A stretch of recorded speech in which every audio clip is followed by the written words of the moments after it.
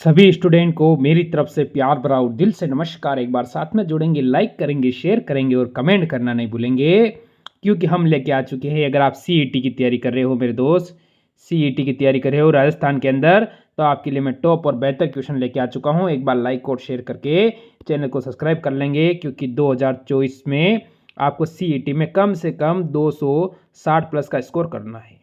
ये बात आपको एक ही यूट्यूब चैनल करवा सकता है, उसका नाम है ऑल एग्जाम क्लास। तो एक बार लाइक शेयर और सब्सक्राइब कर ले। चलो देखिए, पहला क्वेश्चन हमें कह रहा है, आलमशाही मुगलिया सिक्का राजस्थान में कहाँ प्रचलित था।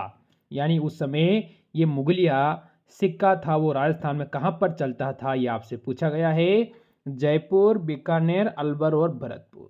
यानी मेरे दोस्त, अब आपका उत्तर यहाँ से क्या होगा बच्चे? आप सभी कहोगे सर बीकानेर, ऑप्शन नंबर 2 बिल्कुल सही है। अगला क्वेश्चन और इसका उत्तर दीजिए। निम्नलिखित में से कौन सा जोड़ा सिक्के प्रचलन का क्षेत्र सम्मिलित नहीं है। यानी सिक्का और वो गलत है, आपको बताना है। क्या होगा आपका उत्तर यहां से? मेरे दोस्त आपका क्या होगा? यहां से 4 ऑप्शन आपके सामने हैं, ए, बी, सी और डी। क्या मेवाड़ गलत है, बीकानेर गलत है, जोधपुर गलत है या जयपुर गलत है? आप क्या कहोगे? तो हम कहेंगे मदन शाही बीकानेर। बच्चे ऑप्शन नंबर जो 2 देगा वो बिल्कुल सही है, क्योंकि ये गलत है, बाकी ये तीनों ही सही हो जाते हैं। अगला क्वेश्चन है, प्राचीनतम पंचमार्क सिक्कों का क्या समय था।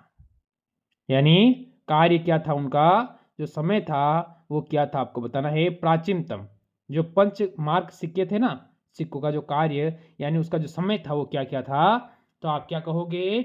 यहाँ से बच्चे 800 ईसा पूर्व से 500 ईसा पूर्व, 200 ईसा पूर्व से 50 ईसा पूर्व, 400 ईसा पूर्व से 100 ईसा पूर्व और 600 ईसा पूर्व से 200 ईसा पूर्व। यानी कि ईसा मसीह के जन्म के पूर्व के समय को हम ईसा पूर्व कहते हैं, उनके जन्म के बाद के समय को ईस्वी कहते हैं। अभी हम ईस्वी में चल रहे हैं, तो यहां से ईसा पूर्व की बात चल रही है बच्चे। ऑप्शन नंबर ए 800 से 500 ईसा पूर्व। अगला क्वेश्चन देखो, कि चौहान देवी ने अपने नाम के सिक्के चलवाए थे। कौन सी चौहान देवी थी जिसने अपने नाम के सिक्के चलवाए थे, उनका नाम बताना है। आपका उत्तर यहां से क्या होगा? यहां से बच्चे आपको उत्तर देना है सोमल देवी। बच्चे ऑप्शन नंबर 3 जो देगा यहां पर बिल्कुल सही हो जाएगा।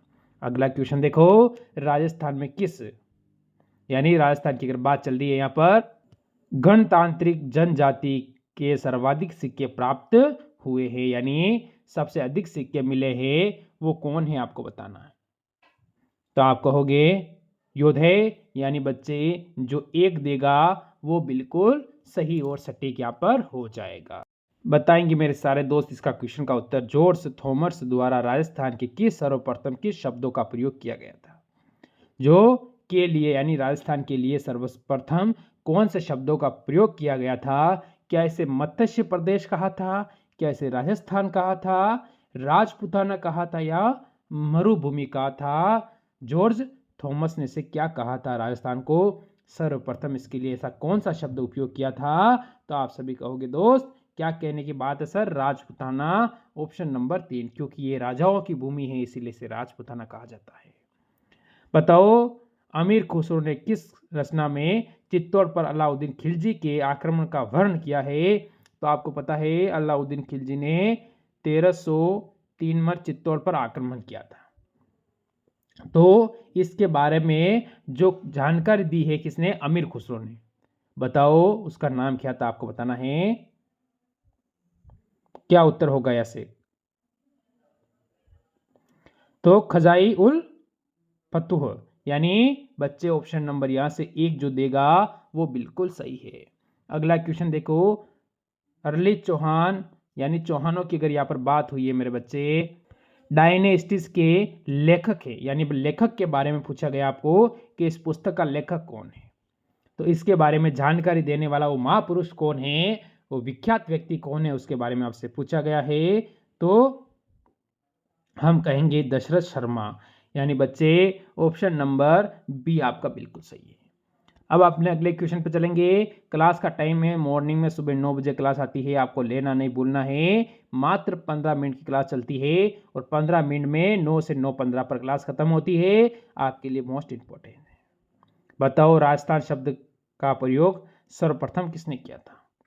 राजस्थान शब्द का प्रयोग सर्वप्रथम किसने कहा था? बताओ क्या होगा? तो राजस्थान जो शब्द है उसका सर्वप्रथम प्रयोग करने वाला व्यक्ति कौन था? Colonel James Tod. यानी बच्चे यहां से बी बिल्कुल सही है। अगला क्वेश्चन देखो, आबू के अभिलेख के लेखक कौन है? जो आबू में अभिलेख है यानी लिखा हुआ लेख किसी के ऊपर लिखना, यानी जो अभिलेख है उसका लेखक कौन है उसके बारे में उसने उस पर लिखा किसने है ये आपको बताना है। तो आप क्या कहोगे? आप कहोगे शुभ चंद्र। यानी बच्चे ऑप्शन नंबर जो 1 देगा वो बिल्कुल सही हो जाएगा। अगला क्वेश्चन देखो, चित्तौड़ के आसपास के क्षेत्र को किस जनपद के रूप में जाना जाता है? चित्तौड़ है उसके जो आसपास का क्षेत्र है, जो आसपास का एरिया है, उसको कौन से जनपद के रूप में जाना जाता है वो आपसे पूछा है। अब आप क्या कहोगे? आप कहोगे सर शिवी। यानी बच्चे ऑप्शन नंबर जो 3 देता है वो यहाँ पर बिल्कुल सही है। अगला क्वेश्चन देखो, प्राचीन शिलालेखों में से जालोर को किस नाम से जाना जाता है? प्राचीन शिलालेखों में से जालोर को किस नाम से जाना जाता है ये आपको बताना है। तो हमारा उत्तर क्या होगा? यहां से जालोर के बारे में हमसे पूछा गया है, बताओ क्या है? तो जाबालीपुर। यानी बच्चे जालोर को हम जाबालीपुर के नाम, ऑप्शन बी बिल्कुल सही है। ये अगला क्वेश्चन आपके सामने। तो शिवी जनपद की राजधानी आपको बताना है। शिवी जो जनपद था उसकी जो राजधानी हुआ करती थी वो क्या थी? बताओ यहां से उत्तर क्या होगा हमारा? मध्यमिका है, धौलपुर है, विराटनगर है, इंद्रप्रस्थ है। यहां से उत्तर क्या है बच्चे आपको बताना है। आप सभी कहोगे सर क्या बात करते हो? ऑप्शन नंबर मध्यमिका यानी ऑप्शन नंबर बी बिल्कुल सही है। अगला क्वेश्चन बताओ, शरणवाही नगर किस नगर का ऐतिहासिक नाम है? शरणवाही, ठीक है। तो कौन से नगर का एक ऐतिहासिक नाम है यानी उसका जो प्राचीन नाम है, और वो इतिहास में सबसे प्राचीन और बेस्ट नाम ये माना जाता है, ऐतिहासिक यानी याद रखने लायक नाम हो जाता है। आप क्या कहोगे? यहां से बच्चे सांबर, सिरोही, शाहपुरा, सवाई माधोपुर। 4 ऑप्शन में से बच्चा ऑप्शन बी देगा वो बिल्कुल सही है, सिरोही। अगला क्वेश्चन देखो, प्राचीन भारत में विराटनगर किस जनपद की राजधानी था? प्राचीन भारत में विराटनगर था वो कौन से जनपद की राजधानी था ये आपसे पूछा है। तो राजधानी के बारे में आपसे पूछा है और वो जनपद कौन सा है मेरे बच्चे, ये भी चीज हमसे इसने पूछी है। हम कहेंगे मत्स्य जनपद। बच्चे ऑप्शन 1 बिल्कुल सही है। बताएंगे मेरे दोस्त इसका उत्तर, किस ताम्रपत्र से रानी कर्मावती के जौहर का पता चलता है?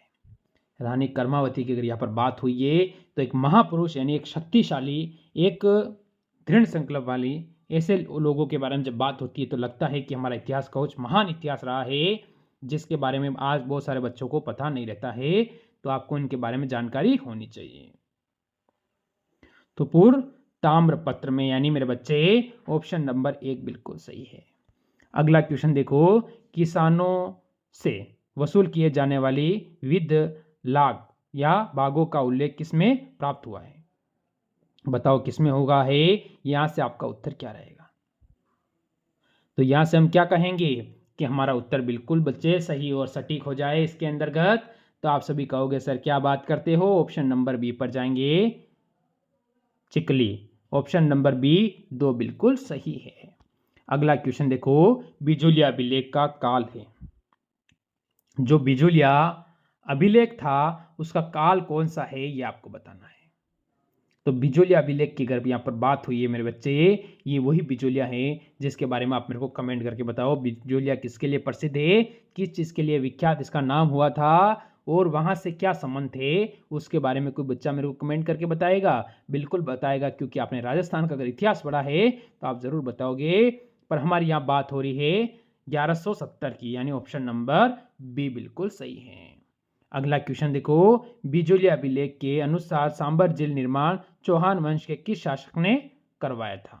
अब जो बिजुलिया अभिलेख था उसमें उसके अनुसार हमको ये पता चलता है कि जो सांबर झील है, जो जयपुर नागौर इनके एरिया में जो झील आती है, उस झील का जो निर्माण है वो कौन सा शासक ने कराया था? वंश उसका था चौहान। अब शासक का नाम आपको बताना है बच्चे, उस शासक का नाम क्या था?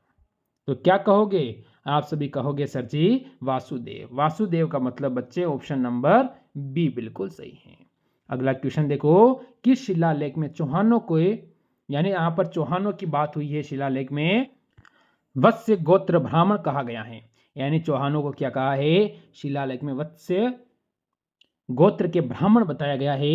वो शिलालेख कौन सा है बताओ? अब यहां से आप सभी उत्तर देंगे मेरे बच्चे, और उत्तर आप ऐसा देंगे कि मजा आ जाए। तो आप कहोगे सर इसमें भी ऑप्शन नंबर 3 बिल्कुल सही है, बिजोलिया शिलालेख। बताएंगे मेरे दोस्त अगले क्वेश्चन का उत्तर के घटियाला शिलालेख का संबंध मंडोर शाखा के किस प्रतिहार शासक से यानी मंडोर का जो प्रतिहार शासक था उससे संबंधित रखता है। बताओ क्या है? क्या बच्चा एक क्वेश्चन में अगर आपको HW के तौर पे दूं तो क्या इसका उत्तर आप मेरे को कमेंट करोगे? तभी तो मेरे को भी थोड़ा बहुत पता चलेगा कि आप भी तैयारी कर रहे हो या नहीं कर रहे हो, क्लास पूरी देख रहे हो या नहीं देख रहे हो। देखो अगला क्वेश्चन है, घटियाला शिलालेख किस भाषा में लिखा गया था? अब आपसे यहां पर पूछा गया है मेरे दोस्त, शिलालेख की भाषा कौन सी है? तो जैसे फारसी है, संस्कृत है, हिंदी है, मारवाड़ी है, आखिर घटियाला शिलालेख की भाषा कौन सी हो जाती है, यानी उसकी लैंग्वेज है वो कौन सी है बच्चे? आप सभी कहोगे संस्कृत। ऑप्शन नंबर 2 बिल्कुल सही है। बढ़ेंगे अगले क्वेश्चन की ओर। राजस्थान में संस्कृत का प्राचीनतम शिलालेख कहां से प्राप्त हुआ है?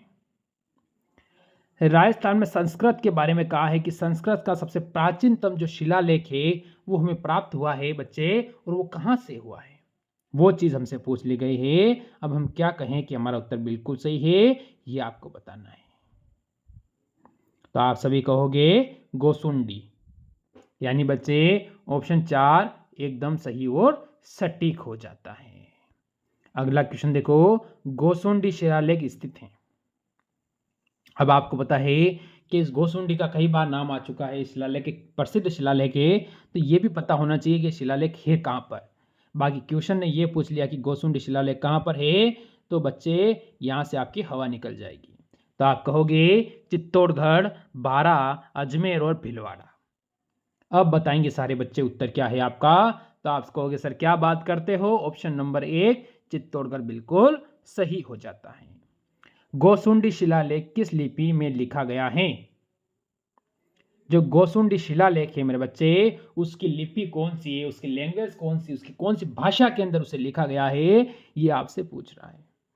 अब आप क्या कहोगे? आप कहोगे सर जी ब्राह्मणी, यानी ऑप्शन नंबर 4 4 के दो, इसको 3 लगा दो, तो ऑप्शन नंबर 4 आपका बिल्कुल सही रहेगा। ब्राह्मणी बिल्कुल सही है, ऑप्शन से कोई लेना देना नहीं है। ऑप्शन तो ऊपर नीचे हो जाता है, पर आंसर ऊपर नीचे नहीं होना चाहिए मेरे बच्चे। तो ये थे आज के टॉप क्वेश्चन। मिलेंगे कल इसी समय एक और क्लास के साथ। टाइम रहेगा सुबह मॉर्निंग में 9 बजे। सभी को जय हिंद, जय भारत।